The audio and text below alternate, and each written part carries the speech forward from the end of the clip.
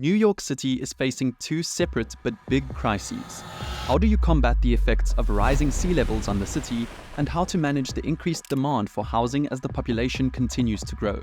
So, lo and behold, this map shows an ambitious plan to solve both of these issues. It's called the New Mannahatta Project, a throwback to its original name, Mannahatta, from the Lenape tribe. Now, this idea is insane. It's one of the most extensive building ideas proposed for New York City, if not the United States as a whole. If we compare the existing map of Manhattan with what the extension will cover, it would be quite a feat of engineering if completed. But whatever difficulties it may propose, ideas like New Mannahatta could be the most necessary option to take if New York City hopes to prevent the major consequences that these two issues will create and maintain itself as the most powerful city in the world.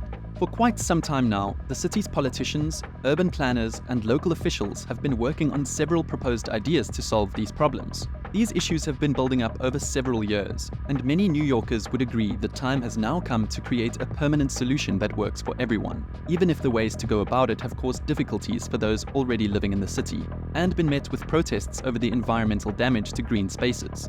This has been especially relevant to the famous Manhattan district, in part due to the neighborhood's ongoing boundary expansions, and because we're talking about an area which is essentially a giant island, but hosts a very crowded space of residential and commercial buildings. Now, the idea of expanding Manhattan isn't actually a new one. In fact, it's been done many times before. If you look at this map of the growth of Lower Manhattan from 1650 to 1980, you can see it's continuously gotten wider. Or maybe this aerial view of some of the area from 1954 versus 2004 can illustrate this better. In total, while there's been various estimates, it's said that 29% of the entire Manhattan landmass has basically been created by reclamation, having been started by none other than the Dutch. No surprise there, as they're literally famous for this, and then later carried on by the British, and finally the Americans, obviously. The reasons for this constant expansion have been attributed to redevelopment projects such as Battery Park, which began as a British military outpost, but today has been made into a public park and residential area. Manhattan has also seen land reclamation to provide more building space, economic incentives to create more housing in the area, and the city's desire to stop a population decline in Upper New York, which is seen as harmful to local businesses. But while these developments have brought new life to Lower Manhattan and helped the city expand, they've also thrown out questions on how to protect the area from extreme weather conditions and the effects of rising sea levels, especially as research from the New York City Economic Development Corporation predicts that 37% of Lower Manhattan will be at risk of storm surges by 2050, and by the end of the next century, sea levels will have risen by 6 feet, more or less putting much of this area underwater. Right now, all expansion of New York City into the surrounding water still fall under the Rivers and Harbors Act of 1899, which means the United States Army Corps of Engineers hold authority over any urban expansion into waterways with commercial traffic. But the harsh reality for NYC is that its people are now facing a problem which really needs a more radical and innovative solution that may be beyond the Corps' permission. And it helps to understand how these two issues have been building up and why addressing them isn't going to be an overnight task, even if the steps to do so must be taken without any further delay. First, New York City and its surrounding neighborhoods are literally the most densely populated areas of the United States, with it also being the most populated American city, with no sign of that slowing down. NYC has always had a reputation as one of America's most important hubs for finance, culture, media, and much more, even to the point of it being referred to as the capital of the entire world. Historically, it's been the go-to destination for immigrants looking to build a new life in the United States. And even after the era of processing millions of new arrivals from around the world at Ellis Island came to a close, New York City in the present day still remains an important destination for both US citizens and overseas immigrants to move to for economic opportunities. So as a result, the city's population has kept growing and growing. As research by the United Nations World Population Prospects shows, New York City's population is projected to keep expanding and is predicted to exceed over 20 million people by 2030.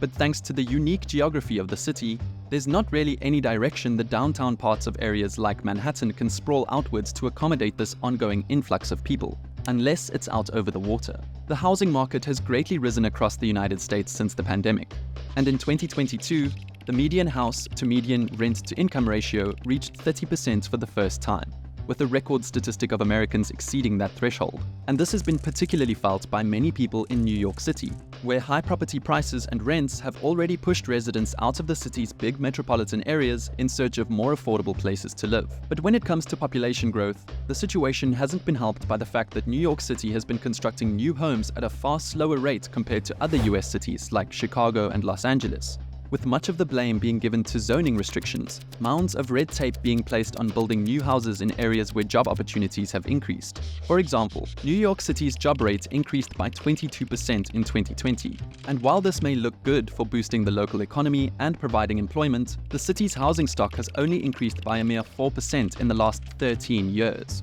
It doesn't help either that a lot of the apartments being built there are just luxurious ones too, with insanely high prices that just end up sitting empty. This has caused both a massive spike in the cost of rent and an ongoing housing shortage, to the point of there only being a recorded 3% vacancy rate of available housing in New York City in 2023.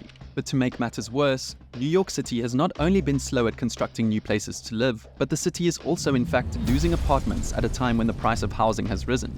Because space is so hard to come by in the crowded city, some wealthy residents have been buying multiple units and combining them to create larger spaces to live in. It's estimated that at least 100,000 apartment units since 1950 have been lost to this issue. Then there's the rising sea levels, the threat that perhaps threatens the very survival of New York City. Those who haven't lived there tend to not associate the city as one struck by natural disasters and extreme weather, especially compared to other cities in places like Florida or Texas. But it's in fact in a very vulnerable position when it comes to violent storms combined with rising sea levels. See, New York, in all its glory, is really just low-lying wetlands.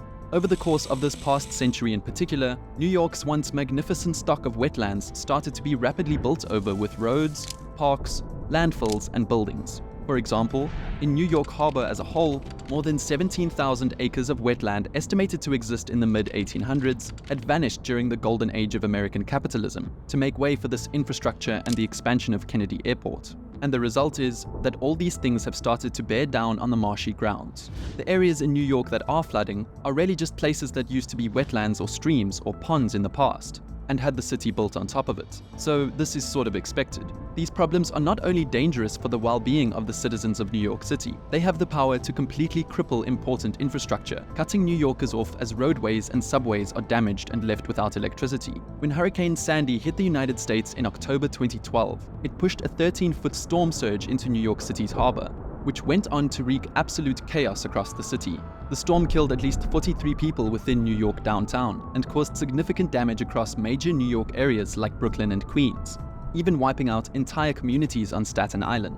Within the downtown core of Manhattan, the location of many of New York's financial operations, the storm caused severe flooding and power cuts, plunging the city into darkness as water raged through its streets, and leaving many homes without electricity and clean drinking water. Subway stations and most major road tunnels leading into Manhattan were flooded. Overall, it cost the city an estimated $19 billion in damage repair and forced the New York Stock Exchange to close for 2 days, essentially grinding the local economy to a halt. What Sandy ultimately showed was that existing storm defense measures were not up to the task of protecting the city, and this was over a decade ago. Not much has changed since.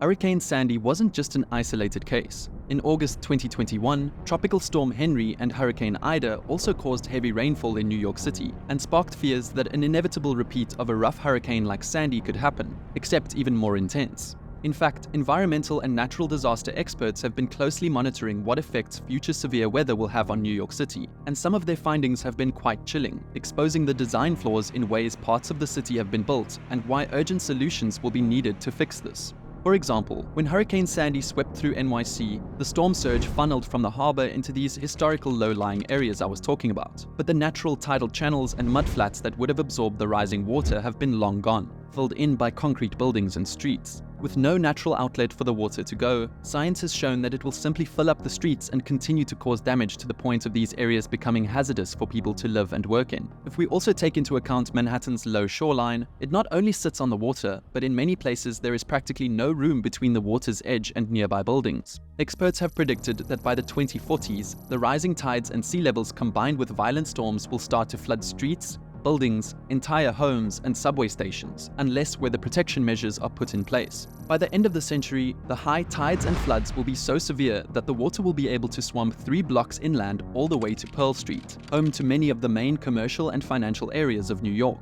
If nothing changes, it'll inevitably cause massive amounts of economic damage, essentially dooming the city's reputation as one of the world's most important locations, and call into question whether it should host America's financial and business institutions if they cannot be protected. But if one positive consequence did come from the devastation caused by Hurricane Sandy, it's that both New York City and the US government have started to put plans into place to protect the city's status and ensure the safety of its residents from natural disasters. Within a year of Hurricane Sandy, the Obama administration launched the Rebuild by Design initiative, designed to channel US federal funding and research into rebuilding vulnerable parts of the city to protect NYC's business resources against storms, while modernizing infrastructure and living space for people.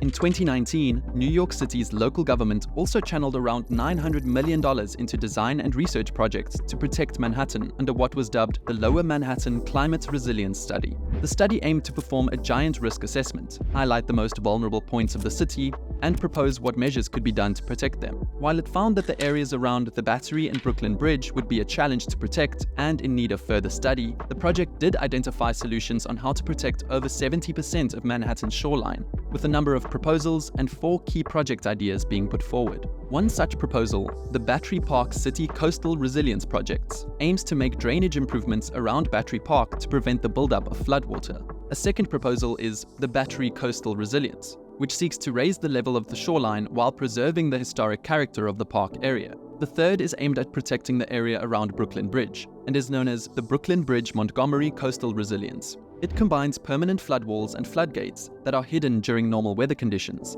and then flip up in the event of a coastal storm to create a solid line of flood protection, sort of like Venice's Meuse system. The fourth proposal has been termed the Seaport Coastal Resilience Project, and this aims to protect New York's seaport, which the study found to be one of the most vulnerable parts of the city due to how low it sits in front of the water. The area around the port would be raised by 3 to 5 feet, while creating new paths for pedestrians and cyclists. But other proposals have gone even higher and argued for more drastic solutions to protect New York City.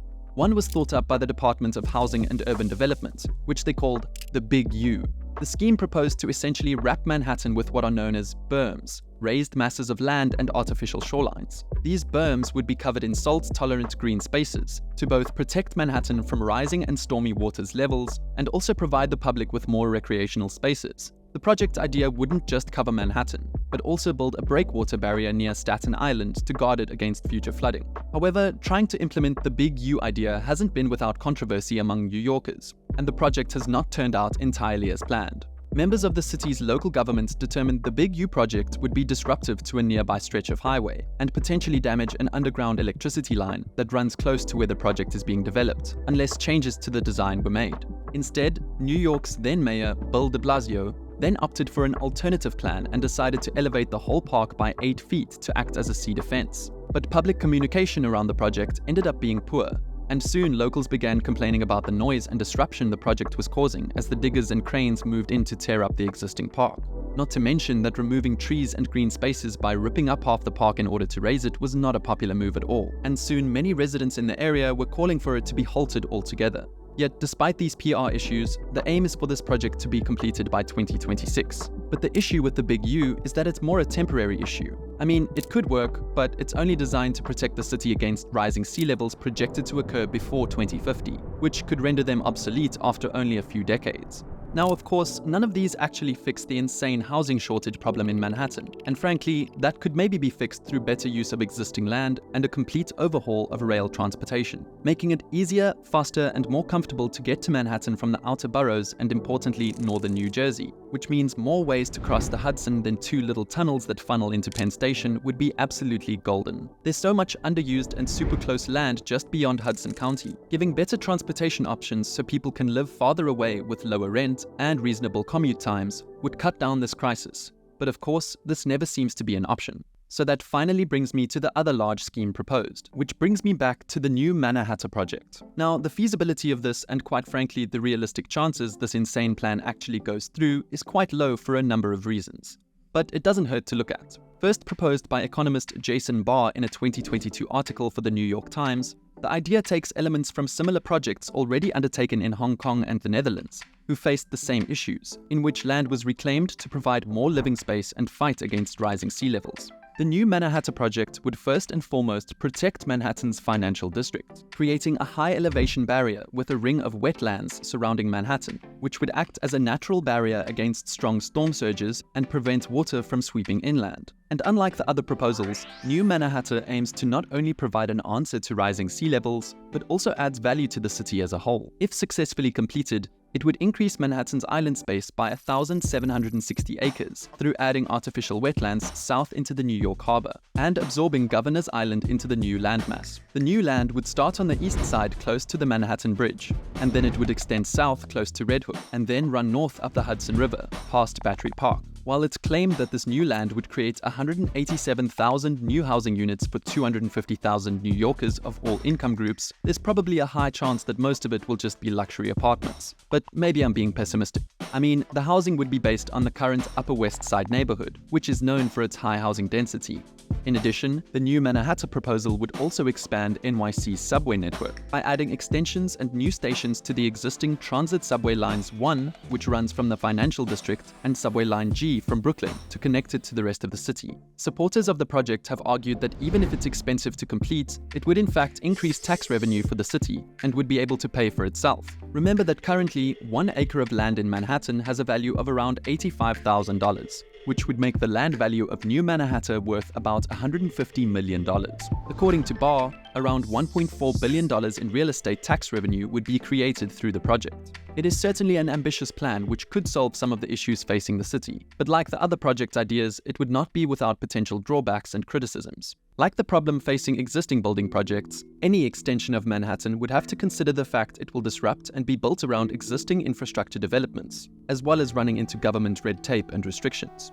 For example, the Jones Act does not permit foreign ships to dredge New York's harbor bed within the Hudson Bay area. Barr himself has acknowledged that American companies do not have the same dredging capabilities as European firms, and that allowing a European company to participate in the project would speed up its timeframe for completion. But the law does not currently make this possible unless the US and local governments would feel comfortable enough to change it. It has also been highlighted by critics that plans for New Mannahatta have not yet specified how high the wetlands will be elevated and what surface they will be covered with. Others have also questioned why a built-up residential neighborhood would be used to protect the financial district and stock exchange in Manhattan where not many people live. It would also be impossible to complete such a large-scale project within a short period of time. But supporters of New Mannahatta have argued that with proper planning and swift action, the new land could be developed within a 20-year time span, with new houses being added in stages as Manhattan continues to be extended outwards, giving this area of New York much-needed protection while quickly adding housing at a time of shortage. Whatever issues the New Mannahatta project may create, New York City will have to come to terms with the fact that changes must be made in the present day in order to safeguard the city's important status. Land reclamation does work.